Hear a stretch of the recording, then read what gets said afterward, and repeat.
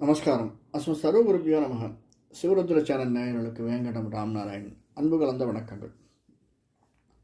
எந்த ஒரு சந்தர்ப்ப சூழ்நிலையும் இது நடக்குமா என்று தவித்து கொண்டு காலத்தை தள்ளி கொண்டிருக்கக்கூடிய கன்னிராசி அன்பர்களே, நண்பர்களே, எதிர்வரக்கூடிய புரட்டாசி மாதம், குரோதி வருடம் புரட்டாசி மாதம் 16 செப்டம்பர் 2024 ஈவினிங் 8 மணிக்கு திங்கட்கிழமை கும்பராசி சதுர்தசி திதியில் சதய நட்சத்திரத்தில் பிறக்கக்கூடிய மாதம் நமக்கு எப்படி இருக்கும்? புரட்டாசி மாதம் நமக்கு லக்னத்திலேயே, அதாவது கன்னி ராசியிலேயே சூரியன், புதன், சுக்கிரன், கேது, 2ஆம் இடத்துல சுக்கிரன் இடம்பெயர்கிற பின்னாடி 12 இருந்த புதன் கொஞ்ச நாள் 3 நாள் இருந்துட்டு இங்கே வந்துடுறாரு.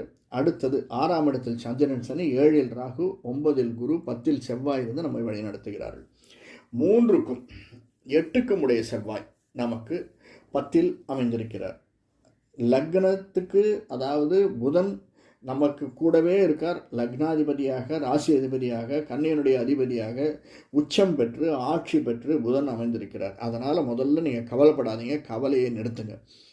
நல்லது நடக்கும் நிச்சயமாக. கொஞ்சம் காலதாமதமாகும், ஆனால் நிச்சயமாக நடக்கும். 2ஆம் இடத்திற்கு சுக்கிரன் போடும்போது, சுக்கிரன் இங்கே இருக்கச்சே முதல்ல ஒரு கொஞ்ச நாளைக்கு செலவினங்கள் அதிகமாக இருக்கும். 3, 4, 5 நாட்களுக்கு 20, 22 தேதிக்கு அப்புறமாக நிச்சயமாக, அதாவது செப்டம்பர் 20, 25 தேதிக்கு நாட்டு புரட்டாசி, அந்த சமயத்தில் நமக்கு மணி ஃப்ளோ நிச்சயமாக அதிகமாக இருக்கும். 2ஆம் வீட்டுக்கு சுக்கிரன் போகும்போது, அதாவது நமக்கு நல்லதொரு ஏற்றத்தையும் மாற்றத்தையும் கொடுக்கக்கூடியவராக அமைந்திருப்பார்.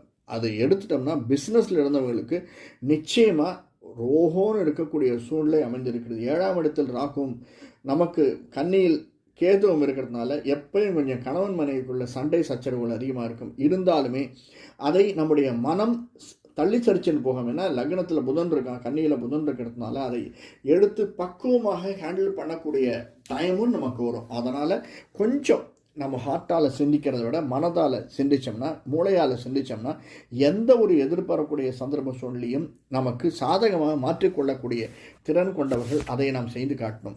அடுத்தது முக்கியமாக 2ஆம் இடத்தில் இருக்கக்கூடிய சுக்கிரன் அப்படிங்கிறதுனால செலவும் அதிகமாக இருக்கும், அதே சமயத்தில் வரவும் அதிகமாக இருக்கும். நாம் எதிர்பார்த்து காத்திருக்கக்கூடிய சின்ன சின்ன வரவுகள் நமக்கு அதிகமாக இருக்கும். ஒரு பெரிய ப்ரமோஷன் வரும்னு நான் சொல்ல மாட்டேன். ஏன்னா நமக்கு 7, 8, 9இல் குரு இருந்தாலுமே அந்த குரு 7ஆம் பார்வையாக 3ஆம் இடத்தை பார்க்குறார்.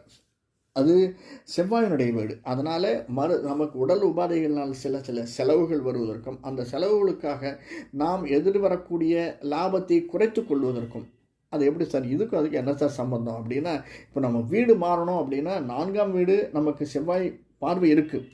4ஆம் வீட்டுக்கு யாராவது இப்போ கொடுத்தனும் போகணும் அல்லது வீடு மாறணும் அப்படின்னு யாராவது நினச்சா கூட அதுக்கான சாத்தியக்கூறுகள் இருந்தாலுமே ஏதோ தள்ளி போயிட்டே இருக்குது சார், என்னன்னே தெரியல, போன மாதம் அப்படி தான் ஆச்சு, இந்த மாதம் அப்படி தான் ஆச்சு அப்படின்னு சின்ன சின்ன விஷயங்கள் தள்ளி போகக்கூடிய சாத்தியக்கூறுகள் தான் நமக்கு அதிகமாக இருக்குது கன்னிராசிக்காரர்களுக்கு.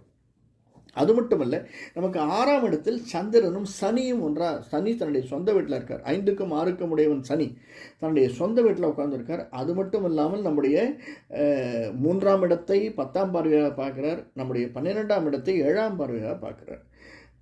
இந்த காரணங்களினால் சனியனுடைய பார்வை இருக்கிறதுனால இரும்பு சம்பந்தப்பட்டது, டூரிசம் சம்பந்தப்பட்டது, மூமெண்ட் சம்பந்தப்பட்டது, அதாவது சிறு தொழில் பெருத்தொழில் மூமெண்ட் செய்யக்கூடியவர்கள் அவர்களுக்கெல்லாம் அதிகமாக லாபத்தை தரக்கூடியதாக இந்த மாதம் அமைந்திருக்கும்.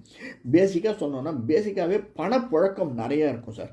கன்னிராசிக்காரர்களுக்கு இந்த மாதம் பணப்புழக்கம் நிறையா இருக்கும். ஆனால் அதற்கேற்ற செலவினங்களும் நிறையா இருக்கும்.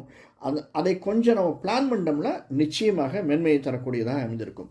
இன்னொன்று முக்கியமாக சொன்ன, இந்த க்ரியேட்டிவிட்டி பண்ணுறவங்க இருக்கு இல்லையா, திடீர்னு நம்மளுக்கே ஒரு சிந்தனை வரும், இதை பண்ணி பார்த்தா என்ன, அதை பற்றி பண்ணி பார்த்தா என்ன. இந்த பிஸ்னஸில் இருக்கிறவங்களுக்கு டைவர்சிஃபிகேஷன், இந்த பிஸ்னஸ் இது வேற ஒரு பண்ணி பார்த்தா, அந்த மாதிரி எண்ணங்கள் வரக்கூடியதாக இந்த மாதம் அமைந்திருக்கிறது. சாதாரணமாகவே கன்னிராசிக்காரர்களுக்கு இந்த மாதம் ஏற்றத்தரும். அந்த மாதிரி ஒரு அந்த டைவர்ஷன் அதுக்கு மட்டும் இல்லை, வெளியூர் செல்வதற்கு அல்லது வீட்டை பிரிந்து இருப்பதற்கான சாத்தியக்கூறுகள் 1 நாள் 2 நாள் இருக்கலாம், 1 மாதம் இருக்கலாம்.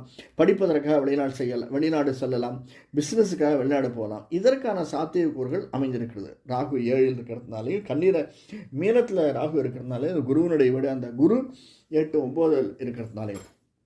அது மட்டும் இல்லாமல் நமக்கு இந்த சில வீட்டுக்குள்ளேயே மிருகங்கள் வளர்ப்பாங்க இல்லையா, அதாவது ஆடு மாடு வளர்க்குறது, கோழி வளர்க்குறது அல்லது நாய் வளர்க்குறது, அப்படிப்பட்டவர்கள் கொஞ்சம் எச்சரிக்கையாக இருக்கிறது ரொம்ப நல்லது. அதன் மூலியமாக செலவினங்கள் நமக்கு வருவதற்கான சாத்தியக்கூறுகள் அதிகமாக இருக்கிறது. வெளியில் யார்கிட்டயாவது போய் பேசச்சே ரொம்ப சாஃப்டாக பேசுங்க.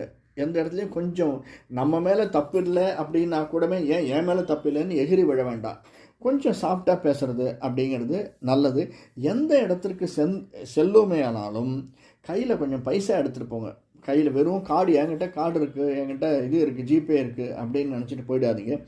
5ஆம் வீட்டு 4க்கும் 5க்கும் உடையவனான சனி அப்படிங்கிறதுனால எந்த இடத்துலையும் நம்ம கிட்ட இந்த 50 பைசா, 1 ரூபா, 5 ரூபா, 2 ரூபா இந்த மாதிரி சில்லறை பைசாக்கள் நம்ம கையில் பர்ஸில் எப்பயும் இருக்கிற மாதிரி பார்த்துக்கோங்க. அந்த சனி நமக்கு ஹெல்ப் பண்ணுவார். எந்த ஒரு சந்தர்ப்பத்திலையும் நாம் சோர்ந்து விடாமல் இருப்பதற்காக நிறைய வழிகள் இருக்குது. அது மட்டும் இல்லாமல் 10ஆம் இடத்துல செவ்வாய் இருக்கிறதுனால பிஸ்னஸில் போடுறவங்க கொஞ்சம் ரொம்ப யோசித்து போடுங்க. ஷேர்ஸில் போடுறவங்க ரொம்ப யோசித்து போடுங்க.